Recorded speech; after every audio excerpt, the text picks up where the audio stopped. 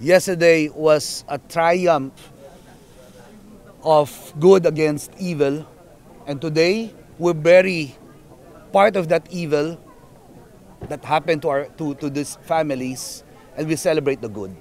Para po sa akin, labis po akong natutuwa.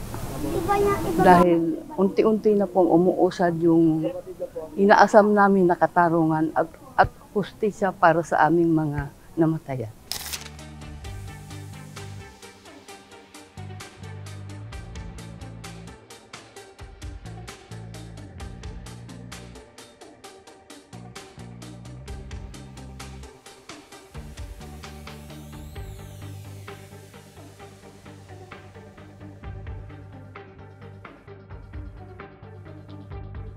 Yesterday was a triumph of good against evil, and today we bury part of that evil that happened to these families, and we celebrate the good. Para po sa akin, labis po akong natutuwa. Dahil unti-unti na pong umuusad yung inaasam namin na katarungan at hustisya para sa aming mga namatayan.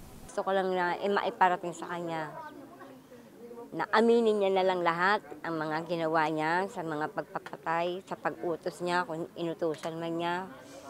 Dahil siya naman talaga ang nag-utos na patayin lahat yung mga kahit hindi adik o droga, nagtitinda ng mga droga.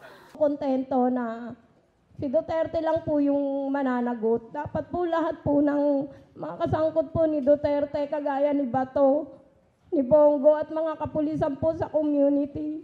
Dapat po sila kasama ni Duterte, hindi po yung si Duterte lang po ang mananagot. Buti po si Duterte, may due process. Yung mga anak ko na pinaslang, yung anak ko, wala pong due process. Siya po hihiga po sa magandang higaan. Ang anak ko po nabubulok na po sa sementeryo. 8 taon na po. Magsasyam na taon na po. Ang anak ko po ay naging biktima ng war on drugs ni Duterte. Huwag sanang makawala pa si Duterte. Yun talaga ang nararamdaman ko. Sobrang saya. Pero yung sayang hindi pa ganap kasi marami pang prosesong pagdadaanan. Paborable sa amin na sa ICC Dumulog dahil ito ay victim-centered court. At kung anong aral na makukuha namin doon, sana ma-apply din at matulungan namin na makabuo ng arena na ganito sa domestic courts.